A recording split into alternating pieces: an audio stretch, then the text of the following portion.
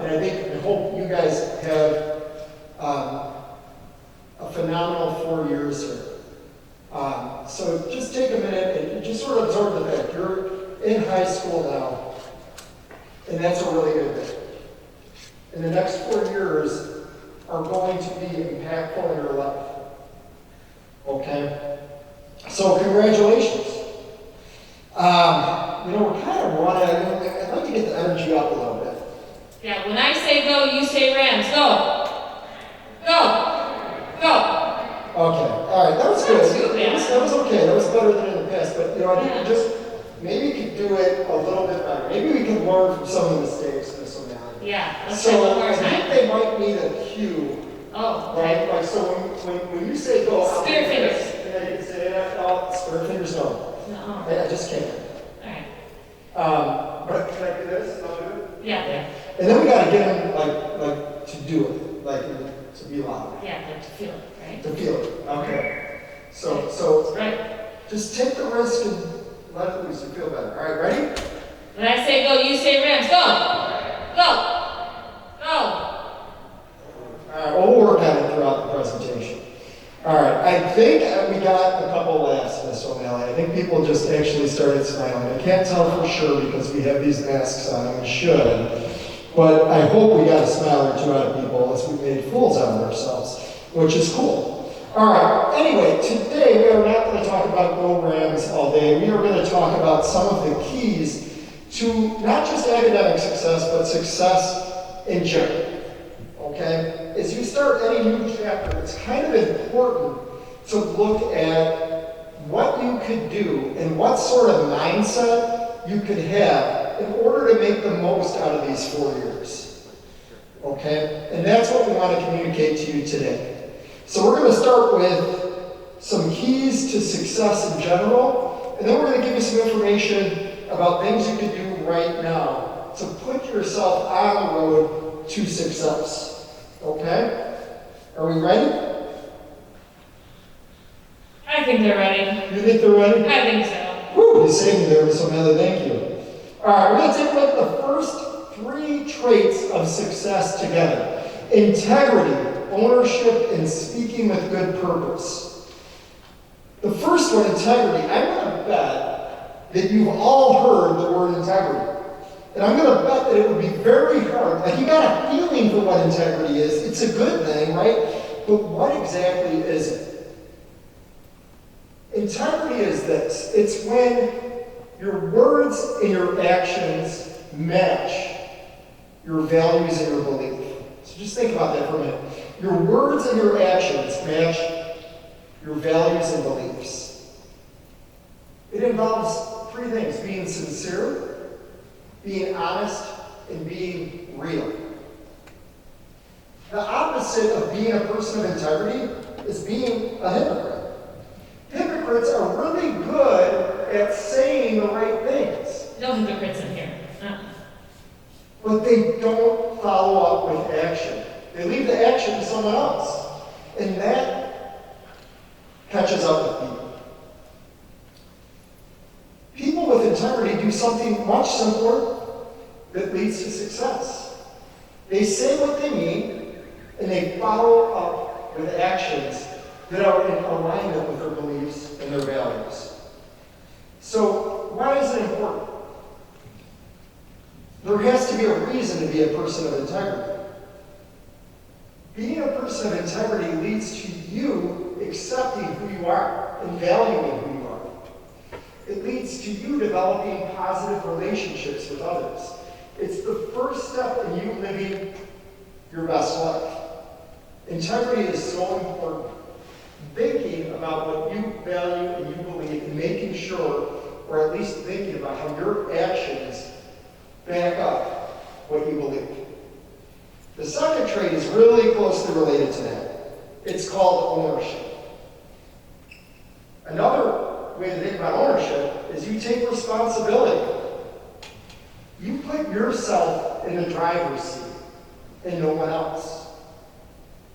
That means that you take responsibility for your actions. That you accept the results of your actions and you learn from them. When you take ownership, you allow yourself to learn from your actions and grow. You also show others that you can be counted on. There's two things that can't be given to you. There's more than two things, but two we're going to talk about. There's two things that I can't give you. I can't give you respect, and I can't give you trust. Those are things that we have to earn. And part of earning respect and trust means that you take accountability for your actions, you learn from them, and you grow. All right, the last one, speaking with good purpose. Okay, speaking with good purpose is really important. There's two types of conversations you have to be aware of when you're speaking with good purpose. The first is the conversations that you have with yourself. Okay? Self-talk is an important conversation. And also, of course, the conversations that you have with others. Those two conversations have a huge impact on your life. So speaking with good purpose is about always considering the intention of your words. Always considering the intention of your words.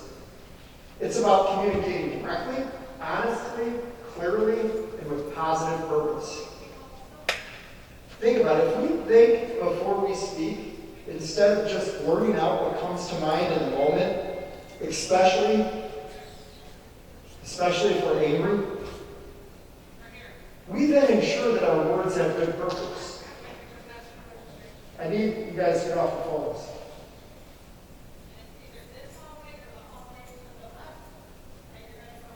Words are powerful. They have the power to lift people up or put them down. A few mean words can have a huge impact on a person. A few positive words can have an equally big impact.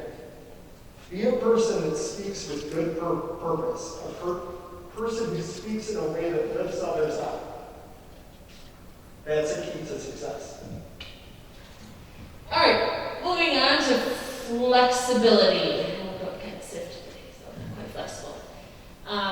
But flexibility in this context means something a little bit different.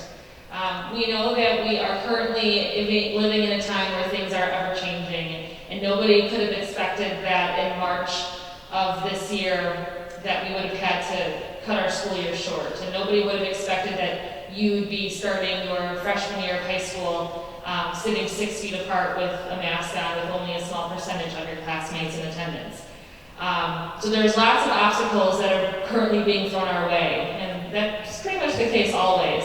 And being flexible is having the ability to adapt to those changes and overcome those changes. So you're going to have to get used to a different kind of learning here. You are conditioned to learn in person, in the presence of your classmates, in the presence of your teacher 5 days a week. And now you're going to be held to that same expectation, but you're not going to have that face-to-face contact with people. It's going to be different. So you have to remain flexible. Take it for what it is. Do your best always. And do your best to also stay informed, stay engaged, so that when other changes arise, and I'm sure they will, you're ready to adapt and overcome those as well. Okay, the next key.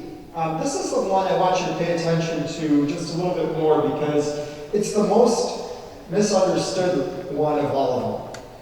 Failure leads to success. Too often we communicate to each other and we start to think that failures are the opposite of success. That's not true. Failures, in fact, are part of the road to success. There is not one single individual on this planet today, or who has ever been on this planet, who has not experienced a failure. It's part of life. The key is how we respond to failures. Successful people see failures as an opportunity to grow. They give you feedback. You learn from them, and you make changes to be successful in the future. So rather than thinking about failures in a negative way and thinking I am a failure when something doesn't go just right. We could view failures differently. We could view them as a valuable learning experience. When we start to look at our mistakes with a view of learning, rather than sending us those negative messages, we get back on that road to success. It's completely natural to be afraid of failing. Every time you start a new endeavor, there's natural nerves to that. Okay? No one wants to fail. But we can't let fear of failure drive us. Fear of failure does nothing but keep us in our comfort zone. Okay? And when we're in our comfort zone, we're not in our growing or learning zone. Sticking with the safe choice, the one that we're familiar with, rather than the one we want to try, requires some risk. Okay? We need to be willing to take risks in order and embrace failure in a different way in order to grow. So remember one thing, real failure is simply not learning from your mistakes. That's the only true failure. The key to success is to look carefully in those moments at what went wrong, change what you did that first time, and apply it the next time. Moving on to commitment. Starting next Monday, you will officially be on the road to graduation. And it is so very important that you are committed to your education and committed to the next 4 years at Revis, so that you are on the path to success. So keep in mind that even though you are only here in person 2 days a week, Monday and Thursday, correct, for Blue Group, that you are also responsible for checking in the other 3 days of the week to make sure that you're keeping up with all of the information that's being pushed out by your teachers, as well as showing up to those virtual meets. Because you need to provide your teacher with evidence of your learning. That means completing the assignments. And your teachers are going to track your progress through grades and written feedback to you. And only in the event that you pass your courses, you'll receive credit for those courses. So if you just decide, oh, I'm going to do a few assignments, I'm not really going to do the rest, well, that's going to impact your grade, and we want to make sure that you are on the road to graduation, you stay on that road, and that you get all of the credit that you can possibly earn this semester.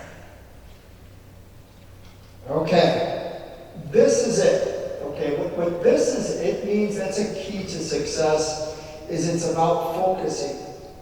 Focusing on the moment, focusing on the now, instead of the later. Okay, and making the most of it. In this time, there is so many distractions. There's so many easy ways to get distracted. Okay? Think of how many times you checked your phone today and tell me it's not an easy time to be distracted. You're not alone. We all do it. But we have to be aware of it. Okay? Because when we're doing something else in the now that isn't related to the now, that's a distraction. And that leads to missed opportunities. Okay? So the key is making sure that you're living in the moment, living in the now, and making that your it. Because when you commit to living in the now, that's where your power is. That's where you have the ability to make a change, to be engaged. Okay? That's where your power is. So commit to making your it the present moment and making the most of it by giving the now your attention. Moving on to balance. When you have balance, you are mindful both of yourself and others. And you find things that bring you joy. And maybe sitting in this presentation isn't the most joyful for you right now, or maybe it is. But throughout the course of the school year, you're going to be faced with some challenges. Some difficulties are going to come along the way. And you have to make the most of every situation. You have to find the good and have to find things that you enjoy and kind of sprinkle those in throughout your day. So maintaining balance is just a way to just reflect and think about what brings you joy and try to incorporate as much joy in your life as possible. Okay, communication. I always think this is funny that I'm talking about communication because I really had to learn how to communicate. It was a struggle for me to be a little bit better of a communicator than I was in the past.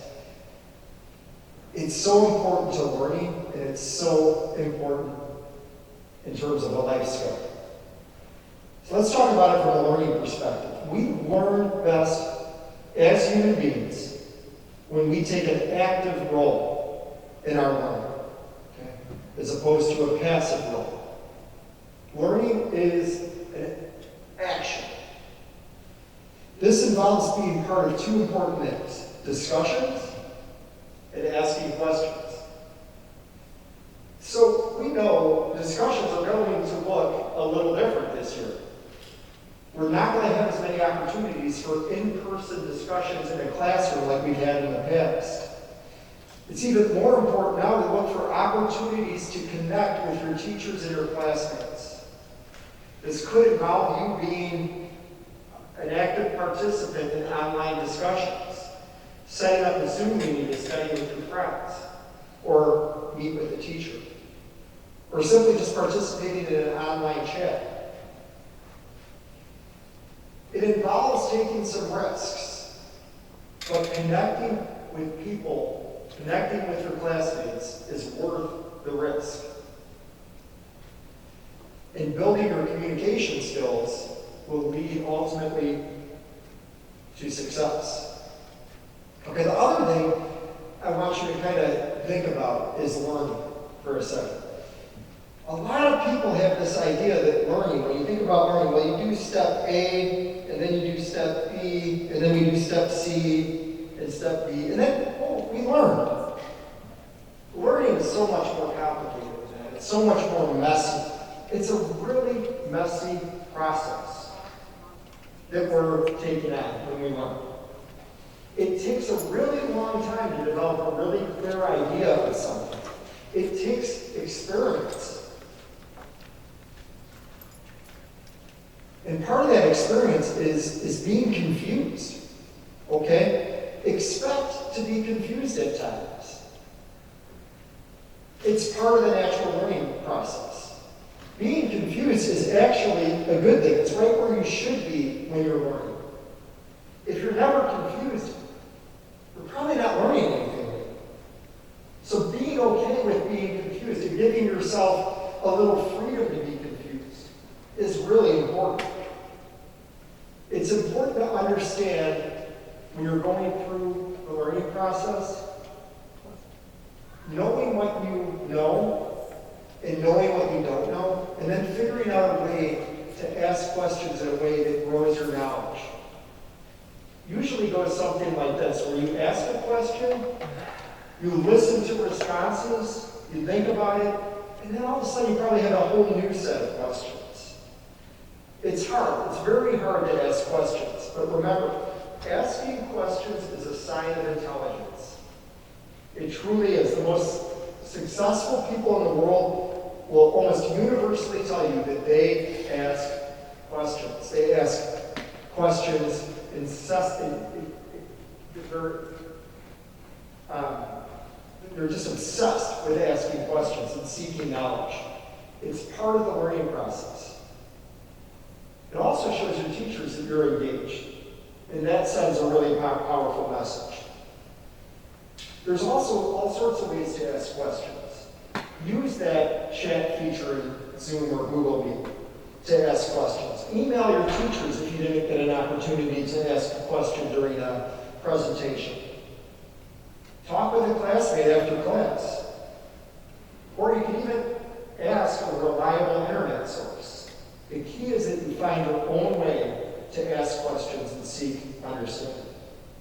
All right, Mr. Valentine, we have like less than a minute left, so I'm just gonna zip through these last slides here. You met your teachers this morning. You have 6 teachers that are here for you. It's going to be hard to get to know them because you're only going to be with them in person for a little bit of time. So start building those relationships with your teacher. They are here to support you. They are here to assist in any way they can. They are here to help. As well as a team of deans, counselors, social workers, admin. We are all here to support you throughout the next 4 years as students at Revis. If you have any tech issues with your Chromebook, your login information, this is the email address that you want to send to get help. So if you want to take a picture of this slide, go for it, sos@d220.org. Any tech help that you need, go ahead and send an email there. And then if you have issues logging in for attendance, because when you are home those 3 days, you will have to log in for attendance. If you have any issues with that, you can email elearning@d220.org.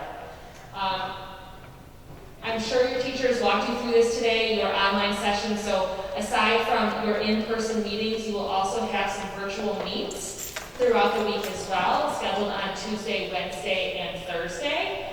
This is the schedule for that. Like I said, I'm sure your teachers walked you through this, but if you'd like to take a picture of this slide, you can. I see somebody do that, so I will give you a couple more seconds for that.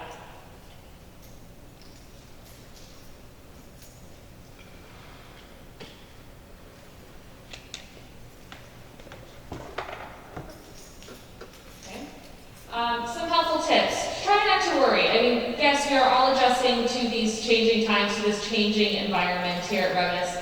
But everyone's in the same boat.